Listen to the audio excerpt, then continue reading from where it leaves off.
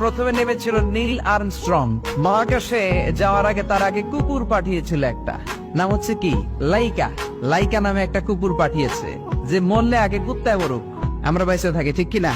নাসার বিজ্ঞানীরা আগে কুকুর পাঠানোর পরে দেখেন আসে বেঁচে থাকে না, কারণ আপনি মাধ্যাকর্ষণ শক্তির বাইরে গেলে ওখানে কোনো বাতাস নাই, ওখানে কোনো আওয়াজ নাই, ওখানে কোনো অক্সিজেন নাই, বাঁচার পরিবেশও নাই, চিল্লায় বলেন ঠিক কিনা? তারপর গেল ভ্যালেন্টিনা তেরেস্কোভা, প্রথম নভোচারী। এদের সাহসের এই ধারাবাহিকতায় 1969-এ অ্যাপোলো 11 নামে একটা স্পেস শাটল দিয়ে নাসার সেই স্টেশন থেকে নীল আর্মস্ট্রং, এডউইন অলড্রিন আর মাইকেল কলিন্স তিন বন্ধু মিলে একটা স্পেস শাটল দিয়ে চলে গেল চাঁদে। চাঁদে তারা নামলো, ইউনাইটেড স্টেটস অফ আমেরিকার পতাকা তারা সেখানে গেড়ে দিল।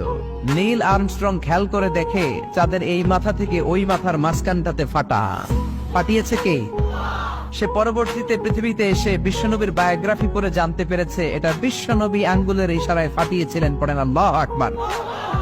আবার চাঁদের মধ্যে সে একটা মিউজিক শুনতে পেল। কি শুনতে পেল?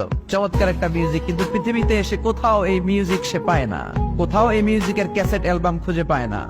আমেরিকার একটা প্রেয়ার হলের পাশ দিয়ে সে হেঁটে যাচ্ছে, হঠাৎ দেখে ওই মসজিদের ভেতর থেকে ওই মিউজিকটা বাজে যেটা সে চাঁদে শুনেছে। মসজিদে ঢুকে দেখে একজন লোক কানের মধ্যে দুই হাত দিয়ে এই মিউজিকটা বাজায়। আসলে এটা কি মিউজিক না আজান?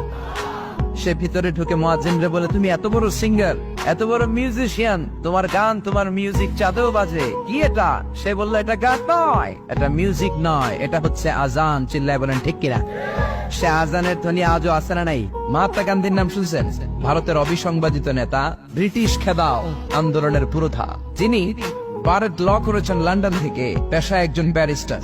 তিনি ভাবলেন সবসময় মুসলমানদের একজন নবীর কথা শুনি আমার হিন্দুস্থানে, সবাই বলে মোহাম্মদ মোহাম্মদ, কেই মোহাম্মদ, দেখি তো তার একটা জীবনী গ্রন্থ পড়ি। তো 2 খণ্ডের একটা জীবনী গ্রন্থের প্রথম খণ্ড উনি পেলেন।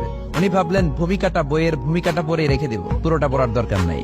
কিন্তু ভূমিকা পড়ার পরে পুরো জীবনী পড়ার আগ্রহ, কৌতূহল, কিউরিওসিটি তার অন্তরে ঢুকিয়ে দিল কে? পড়তে শুরু করলো বিশ্বনবীর শৈশবকাল, কৈশোরকাল, যৌবনকাল, তার বিবাহ, তার সমাজনীতি, তার রাষ্ট্রনীতি, তার আন্তর্জাতিক নীতি, তার মাক্কি জীবন, তার মাদানী জীবন। পড়তে পড়তে প্রথম খণ্ড শেষ। এখন দ্বিতীয় খণ্ড পড়ার দরকার আছে না নাই? দ্বিতীয় খণ্ড তো তার কাছে নাই। তিনি একবার ইন্ডিয়ার পুরাতন লাইব্রেরি গুলোকে তন্ন করে খুঁজে দ্বিতীয় খণ্ড জোগাড় করলেন, সেটাও পড়লেন। পরে তিনি অবাক, তিনি কমেন্ট করলেন, I have scanned lot of biographies in my life, but the biography of last messenger Muhammad was a unique, unparalleled and fantastic biography I've ever read. চিল্লায় বলেন আল্লাহু আকবার।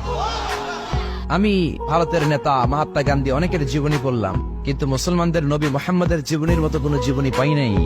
এই জীবনীটা, এটা একটা ইউনিক, আনপ্যারালাল, ফ্যান্টাস্টিক জীবনী, যে জীবনীর সাথে কারো জীবনীর কোনো মিল নাই।